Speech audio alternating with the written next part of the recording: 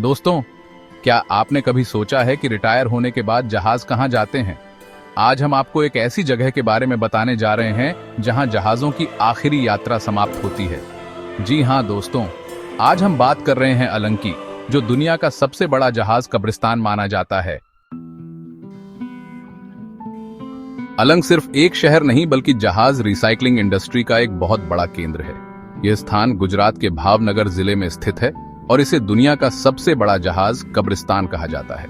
यहाँ पर हर साल सैकड़ों जहाज लाए जाते हैं जो अपनी सेवा समाप्त कर चुके होते हैं। इन जहाजों को यहाँ लाकर तोड़ा जाता है और उनके विभिन्न हिस्सों को अलग अलग किया जाता है। यहाँ दुनिया भर से पुराने जहाजों को तोड़ा जाता है और उनके कलपुर्जों का फिर से इस्तेमाल किया जाता है।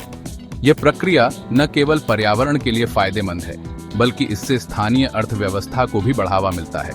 जहाजों के लोहे, स्टील और अन्य धातुओं को पुनः उपयोग में लाया जाता है जिससे नई वस्तुएं बनाई जाती हैं। कल्पना कीजिए, एक समय पर जो जहाज समुद्र की महारानी हुआ करता था, आज वो यहाँ अलंग के तट पर अपनी आखिरी सांसें गिन रहा है। इन जहाजों की कहानियां और उनकी यात्राएं अब समाप्त हो चुकी हैं और अब वे यहाँ अपने अंतिम चरण में हैं। यह दृश्य एक तरह से जीवन के चक्र को दर्शाता है, जहाँ हर चीज का एक अंत होता है। यहाँ पर लोहे के इन विशालकाय ढांचों को टुकड़ों में तोड़ दिया जाता है। यह प्रक्रिया बहुत ही जटिल और मेहनत भरी होती है। जहाजों के बड़े बड़े हिस्सों को काटकर छोटे छोटे टुकड़ों में बदला जाता है ताकि उन्हें आसानी से परिवहन किया जा सके और पुनः उपयोग में लाया जा सके। ये काम बड़ा ही जोखिम भरा होता है और इसमें हजारों मजदूर अपनी जान जोखिम में डालकर काम करते हैं। इन मजदूरों का काम बहुत ही कठिन और खतरनाक होता है, लेकिन वे इसे पूरी मेहनत और लगन से करते हैं। उनके बिना यह पूरी प्रक्रिया संभव नहीं हो पाती। अलंग जहाज रिसाइकलिंग के मामले में दुनिया भर में सबसे आगे है।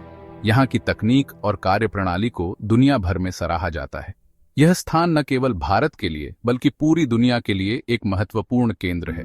यहाँ हर साल हजारों टन लोहा रिसाइकल किया जाता है, जिसका इस्तेमाल फिर से नए जहाज, इमारतें और अन्य चीजें बनाने में होता है। यह प्रक्रिया न केवल संसाधनों का पुनः उपयोग करती है बल्कि पर्यावरण को भी संरक्षित करती है। अलंग का यह जहाज कब्रिस्तान वास्तव में एक अद्वितीय स्थान है जहां पुराने जहाजों को नया जीवन मिलता है।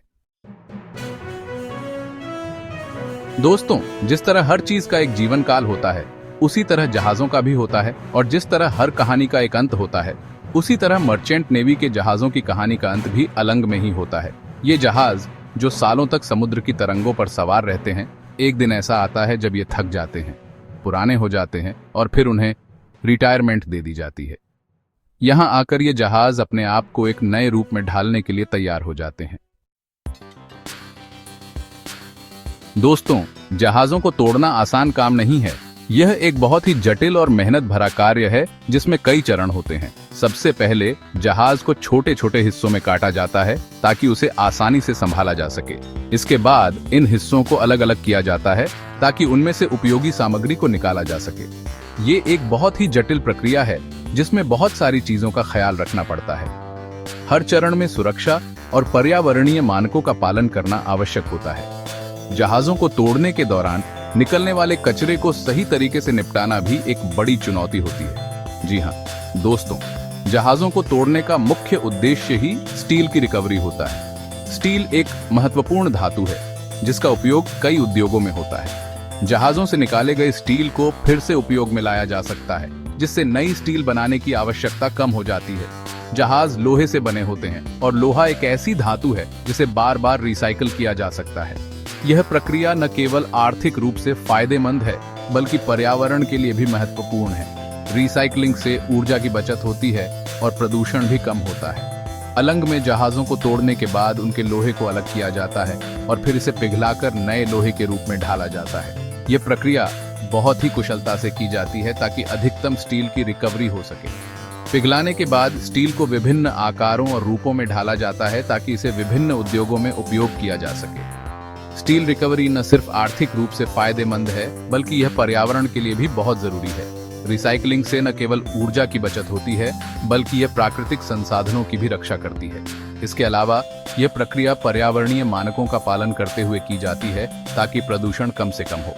नया लोहा बनाने के लिए हमें नए सिरे से खनन करना पड़ता है, जिससे प्रदूषण फैलता है और प्राकृतिक संसाधनों को भी नुकसान पहुंचता है। खनन के कारण जंगलों की कटाई होती है और भूमि का क्षरण होता है।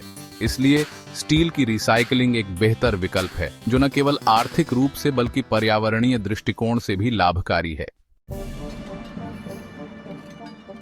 दोस्तों, जहाजों को तोड़ना सिर्फ लोहा निकालने जितना आसान नहीं है। जहाजों में लोहे के अलावा और भी कई तरह की धातुएं और रसायन होते हैं जो स्वास्थ्य के लिए हानिकारक हो सकते हैं। इसीलिए जहाजों को तोड़ते समय इस बात का खास ख्याल रखना पड़ता है कि ये रसायन पर्यावरण में न फैलें और न ही इनके संपर्क में कोई आए। इसके लिए जहाजों को तोड़ने से पहले उनमें मौजूद सभी तरह के खतरनाक कचरे को अलग किया जाता है और फिर इसे सुरक्षित तरीके से नष्ट किया जाता है। दोस्तों, जहाजों को तोड़ने का काम जितना मुश्किल है उतना ही खतरनाक भी है। इस काम में लाखों लोग लगे हुए हैं जो अपनी जान जोखिम में डालकर हमें सस्ता लोहा मुहैया कराते हैं। दुख की बात है कि ज्यादातर मामलों में इन मजदूरों की सुरक्षा की अनदेखी की जाती है। इन्हें बिना किसी सुरक्षा उपकरण के ही काम करना पड़ता है, जिसकी वजह से कई बार दुर्घटनाएं भी हो जाती हैं, जिसमें कई मजदूरों की जान भी चली जाती है। दोस्तों, क्या आपने कभी फ्लैग ऑन ऑफ कन्वेनियंस के बारे में सुना है? नहीं ना? चलिए, आज हम आपको इसके बारे में बताते हैं। कई बार जहाज के मालिक अपने जहाज को किसी ऐसे देश में रजिस्टर कराते हैं जहां कानून ढीले ढाले होते हैं और टैक्स भी कम देना पड़ता है। ऐसे देशों को फ्लैग ऑन ऑफ कन्वेनियंस कहा जाता है। इसकी वजह से जहाज मालिकों को तो फायदा हो जाता है, लेकिन इसका खामियाजा मजदूरों और पर्यावरण को भुगतना पड़ता है। दोस्तों, जहाज रिसाइकलिंग इंडस्ट्री में होने वाले नुकसान को देखते हुए अंतर्राष्ट्रीय समुदाय ने एक महत्वपूर्ण कदम उठाया है। इसके लिए एक अंतर्राष्ट्रीय संधि बनाई गई है जिसे हांगकांग कन्वेंशन के नाम से जाना जाता है।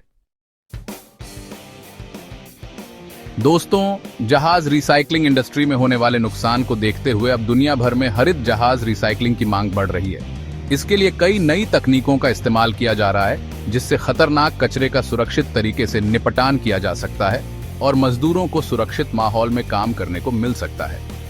सरकार को चाहिए कि वो हरित जहाज रिसाइकलिंग को बढ़ावा देने के लिए प्रोत्साहन दे, ताकि ज्यादा से ज्यादा जहाज मालिक इसे अपनाएं और पर्यावरण को बचाने में अपना योगदान दे सकें। दोस्तों, जहाज रिसाइकलिंग इंडस्ट्री का स्थानीय समुदायों पर भी गहरा प्रभाव पड़ता है। एक तरफ जहां यह इंडस्ट्री हजारों लोगों को रोजगार मुहैया कराती है, वहीं दूसरी तरफ इसके कारण पर्यावरण प्रदूषण और स्वास्थ्य संबंधी समस्याएं भी पैदा होती हैं। अलंग जैसे शहरों में जहां जहाज रिसाइकलिंग एक प्रमुख उद्योग है, वहां इसके कारण स्थानीय लोगों के जीवन में काफी बदलाव आया है। इस इंडस्ट्री से जुड़े लोगों की आर्थिक स्थिति में तो सुधार हुआ है, लेकिन उनके स्वास्थ्य पर इसका बुरा प्रभाव पड़ा है। उन्हें सांस की बीमारियां, त्वचा रोग और कैंसर जैसी घातक बीमारियां हो रही हैं। दोस्तों, जहाज रिसाइकलिंग इंडस्ट्री दुनिया भर में काफी बड़ा है। यह एक ऐसा उद्योग है जो न केवल पुरानी और बेकार हो चुकी जहाजों को नष्ट करता है, बल्कि उनके धातु और अन्य सामग्रियों को पुनः उपयोग के लिए तैयार करता है। यह प्रक्रिया पर्यावरण के लिए भी महत्वपूर्ण है, क्योंकि इससे नए धातु के उत्पादन की आवश्यकता कम हो जाती है। हर साल हजारों जहाजों को तोड़कर उनका लोहा निकाला जाता है। इसकी कई वजहें हैं। सबसे पहले, जहाजों की उम्र पूरी हो जाने के बाद उन्हें समुद्र में चलाना सुरक्षित नहीं होता।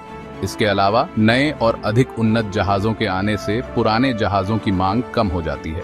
एक तो दुनिया भर में पर्यावरण को लेकर जागरूकता बढ़ी है और लोग जहाज रिसाइकलिंग इंडस्ट्री से होने वाले प्रदूषण को लेकर चिंतित हैं। जहाजों को तोड़ने की प्रक्रिया में निकलने वाले रसायन और धातु के कण समुद्र और आसपास के पर्यावरण को प्रदूषित करते हैं। दूसरा, चीन जैसे देशों ने जहाज रिसाइकलिंग के लिए अपने यहाँ सख्त कानून बना दिए हैं, जिसकी वजह से कई जहाज मालिक अपने जहाजों को तोड़ने के लिए अन्य देशों में ले जा रहे हैं। इन देशों में श्रम सस्ता होता है और पर्यावरण कानून भी कम सख्त होते हैं। इन सभी कारणों से जहाज रिसाइकलिंग इंडस्ट्री के सामने बड़ी चुनौती है। इस उद्योग को न केवल आर्थिक दबाव का सामना करना पड़ता है, बल्कि पर्यावरणीय और सामाजिक दबाव भी झेलना पड़ता है। इस इंडस्ट्री को बचाने के लिए जरूरी है कि पर्यावरण संरक्षण और मजदूरों की सुरक्षा का ख्याल रखा जाए। इसके लिए नई तकनीकों का उपयोग किया जा सकता है जो प्रदूषण को कम करें और मजदूरों की सुरक्षा सुनिश्चित करें। इसके अलावा अंतर्राष्ट्रीय स्तर पर सख्त नियम और कानून बनाए जाने चाहिए, ताकि सभी देशों में एक समान मानक लागू हो सकें। तो दोस्तों, ये थी अलंग की कहानी। जहां जहाज अपनी आखिरी यात्रा पूरी करते हैं, ये जगह हमें बहुत कुछ सिखाती है। जीवन, मृत्यु और पुनर्जन्म के बारे में कमेंट में जरूर बताना कि अलंग के बारे में जानकर आपको कैसा लगा। और हाँ, वीडियो पसंद आया हो तो लाइक और शेयर करना मत भूलना।